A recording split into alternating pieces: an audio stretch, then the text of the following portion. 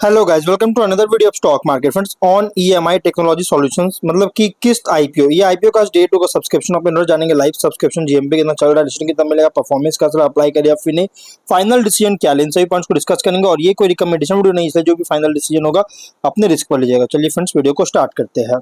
तो guys, IPO 30 अप्रैल open हुआ था 5 मई, कल के दिन क्लोज किया जा रहा है। 8 मई का लिस्टिंग डेट, ₹1 का face value, 162 to 171 rupees per share price band, 87 shares lots है, फ्रेश कैपिटल ओएफएस कॉम्बिनेशन है, बुक बिल्ड टाइप 926 करोड़ का issue size, 5.4 crore shares issue किया गया, जिसमें से fresh capital 850 crore, OFS 76 crore का किया जा रहा है। बीएसई एनएसई दोनों एक्सचेंज में लिस्टिंग होगा। अलॉटमेंट डेट 6 मई, 7 को रिफंड रिलीज किया जाएगा, शेयर्स डिमेट अकाउंट में क्रेडिट होगा। ऑफर दिया गया है, क्यूआईबी एंकर इंक्लूड नहीं करेंगे, 20% big HNI 10 small HNI 5 retail 35% offer दिया गया है। रिटेल मिनिमम 1 लॉट बाई कर सकते हैं, 87 शेयर्स मिलेंगे, 14.9 थाउजेंड पे करना पड़ेगा। मैक्सिमम 13 लॉट बाई कर सकते हैं, 1.9 लाख रुपीज पे करना पड़ेगा। Small HNI minimum 14 lot by कर सकते हैं, 2.1 लाख रुपीज पे करना पड़ेगा। मैक्सिमम 67 लॉट बाई कर सकते हैं, 9.9 लाख रुपीज पे करना पड़ेगा। Big HNI minimum 68 lot by कर सकते हैं, 10.1 लाख रुपीज पे करना पड़ेगा। मैक्सिमम कोई लिमिट नहीं है, लेकिन अगर 5 टाइम सब्सक्राइब होता है, retail small HNI big HNI जिस भी कैटेगरी में 5 टाइम होगा, उस कैटेगरी में मिनिमम लॉट होगा। जैसे रिटेल में only 1 lot, small HNI 14 lot, big HNI only 68 lot allotment होगा अगर 5 टाइम सब्सक्राइब होता है तो। 278 करोड़ का फंड रेज कर चुका है एंकर से। अगर हम बात करें इस कंपनी के सब्सक्रिप्शन का, तो डे 1 का सब्सक्रिप्शन अगर देखा जाए तो अंडर सब्सक्राइब है। क्यूआईबी 69% सब्सक्राइब किया गया, जो कि 74 लाख शेयर्स बीट किया, 127 करोड़ का। स्मॉल बिग एचएनआई 13% सब्सक्राइब है। हाँ, क्यूआईबी में थोड़ा बहुत हुआ है, लेकिन बिग एचएनआई में 13% सब्सक्राइब है, ओनली बहुत ही लो, 7.1 लाख शेयर्स बीट किया, 12 करोड़ का। स्मॉल एचएनआई 7% सब्सक्राइब है, जो कि 1.8 लाख शेयर्स का बीट किया, 3 करोड़ का। रिटेल में 6% सब्सक्राइब है, 11.8 लाख शेयर्स बीट किया, 20 करोड़ का, जो कि एचएनआई और रिटेल में बहुत ही लो सब्सक्राइब है। टोटल हुआ 25% सब्सक्रिप्शन, 95 लाख शेयर्स का वेट किया, 162 करोड़ का, जो कि अंडर सब्सक्राइब देखने को मिला है। जीएमपी की बात करेंगे तो ₹4 का जीएमपी ट्रेड कर रहा है, विच मीन्स कंपनी का फ्लैट जो लिस्टिंग मिलेगा, एक्सपेक्टेड एस्टिमेटेड लिस्टिंग प्राइस 2.3% के अराउंड मिल सकता है। ₹175 का एस्टिमेटेड लिस्टिंग प्राइस, ₹348 का एस्टिमेटेड प्रॉफिट सिंगल लॉट पे मिल सकती है।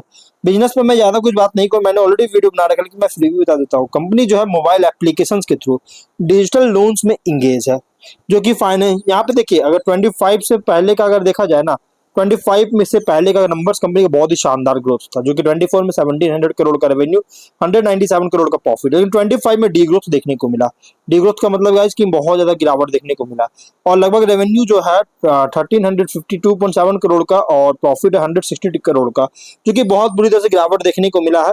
और 9 मंथ्स के अकॉर्डिंग 1584 करोड़ का रेवेन्यू, 199 करोड़ का प्रॉफिट है, जो कि गाइस कह सकते हैं 25 के अलावा फाइनेंशियल परफॉर्मेंस ग्रोथ है, बट डी ग्रोथ हुआ 25 में। और अभी यहाँ पे मैनेजमेंट का क्लेम है कि डिजिटल लोन बिजनेस जो काम कर रहा है, ये ओनली लिस्टेड एंटिटी हो सकता है। लिस्टिंग के बाद ये only single company, monopoly company हो सकती है, ये मैनेजमेंट का क्लेम है। और अगर हम बात करें, लगभग अराउंड इसके लैंडिंग का अराउंड 94% जो है अनसिक्योर्ड होता है, जो कि बहुत ज्यादा मेजर रिस्क है। और ऑब्जेक्टिव क्या है, तो ऑब्जेक्टिव है गाइस, इसका सब्सिडियरी है सी क्रेवा, इसमें कैपिटल बेस का ऑगमेंट करना चाहता है, जिससे फ्यूचर कैपिटल रिक्वायरमेंट को मीट कर सके, और जनरल कॉर्पोरेट पर्पस के लिए फंडिंग चाहती है। और रेशियोज में ROE 23.5, RONW 21.2% का, डेट टू इक्विटी 1.6 टाइम का, पीवी है 0.9 टाइम, पी रेशियो 12.6 टाइम का, प्रोमोटर होल्डिंग रेशियो 32.3 और पोस्ट इशू 23.3% का, मार्केट कैप 2881 करोड़ के अराउंड होगा। इसमें एक और सबसे बड़ा प्रॉब्लम क्या है कि इसका प्रोमोटर होल्डिंग बहुत ही लो होगा, 1/4 टाइम भी इसका प्रोमोटर होल्डिंग होने के चांसेस कम है।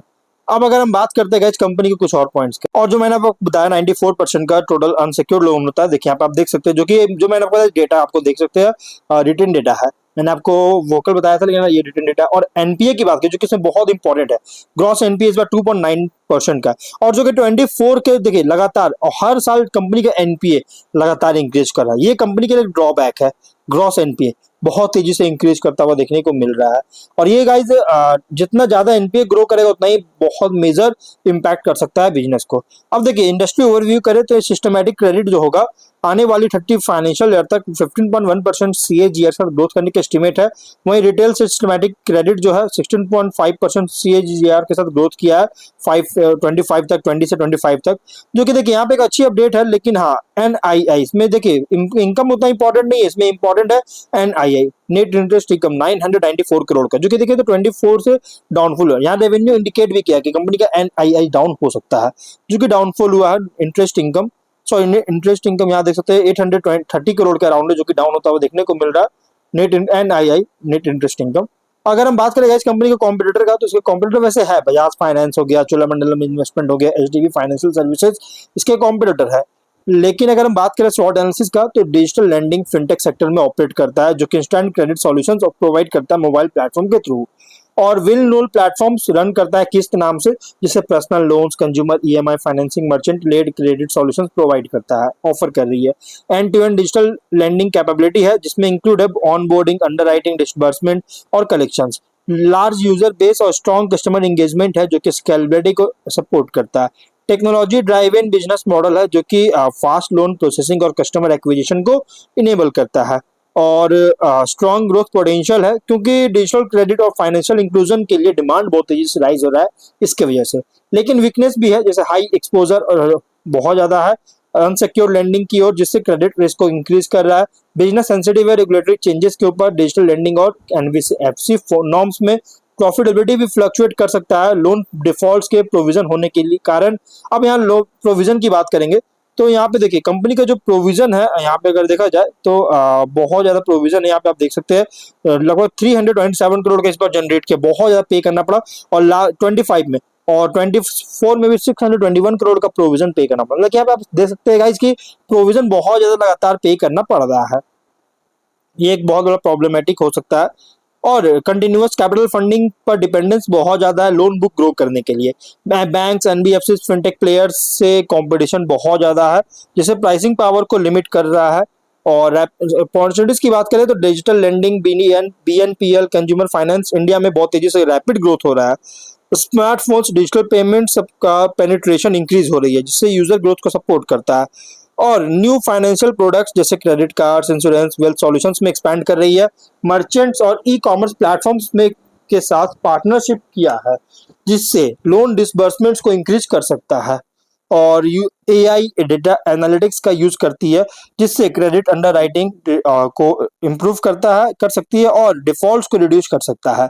लेकिन अगर थ्रेट की बात करें, तो कंपनी का जो थ्रेट है अगर देखा जाए, तो रेगुलेटरी टाइटेनिंग अगर होता है फिनटेक या डिजिटल लैंडिंग सेक्टर में, तो ग्रोथ को इम्पैक्ट कर सकता है। NPAs, क्रेडिट डिफॉल्ट का राइज होना फाइनेंशियल परफॉर्मेंस को अफेक्ट कर सकता है, जो कि इसका गाइस NPA लगातार इंक्रीज हो रही है। और स्ट्रॉन्ग कंपटीशन है large fintech companies, bank, NBFC से। इकोनॉमिक स्लो डाउन के कारण जो बोरोवर रीपेमेंट कैपेसिटी है उसको रिड्यूस कर सकता है। Data privacy, cyber security risk बहुत ज्यादा है डिजिटल प्लेटफॉर्म्स में। और अगर हम बात करें गाइस कंपनी के पीयर कॉन्टेक्स्ट का, तो ट्रेडिशनल बैंक से अगर कंपेयर करें, तो कंपनी ऑपरेट कर रहा है as a technology driven digital lender, जो कि फोकस्ड है क्विक क्रेडिट डिलीवरी पर। अदर फिनटेक लेंडर से कंपेयर करें तो user base, platform efficiency, loan disbursement speed और कस्टमर एक्सपीरियंस पर कम्पीट करता है। देखिए कंपनी जो है ना क्विक क्रेडिट डिलीवरी करता है, जो कि अभी वैसे स्टॉक एक्सचेंज में ऐसा कोई लिस्टेड कंपनी नहीं जो कि क्विक डिलीवरी करे। हाँ है, लोन तो प्रोवाइड बहुत सारी कंपनीज करते हैं, NBFCs, बैंक्स प्रोवाइड करते हैं, लेकिन वो टाइम टेकन होता है, थोड़ा टाइम टेकन होता है। लेकिन अगर हम बात करें इसका, तो गाइस ये इंस्टेंट प्रोवाइड करता है, क्रेडिट कर देता है, और इसके लिए आपको ब्रांच विजिट नहीं करना पड़ता। और यहाँ पे इन्वेस्टर के लिए IPO जो है ये रिप्रेजेंट कर रहा है high growth fintech and digital lending play, जहाँ ग्रोथ डिपेंड करता है क्रेडिट डिमांड, रिस्क मैनेजमेंट और रेगुलेटरी इन्वायरमेंट पर।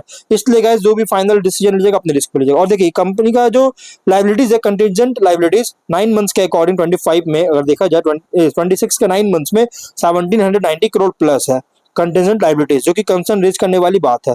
फाइनेंशियल परफॉर्मेंस के अकॉर्डिंग जो प्राइस बैंड रखा गया है, फुल्ली प्राइस रखी गई है, और इसलिए थोड़ा रिस्की तो है, लेकिन हाँ ये pure medium to long term IPO, इसलिए जो भी फाइनल डिसीजन होगा अपने रिस्क पर लीजिएगा। चलिए फ्रेंड्स वीडियो कहीं पर एंड करते हैं। अगर कोई डाउट है कमेंट बॉक्स में पूछे, मिलते हैं नेक्स्ट वीडियो में।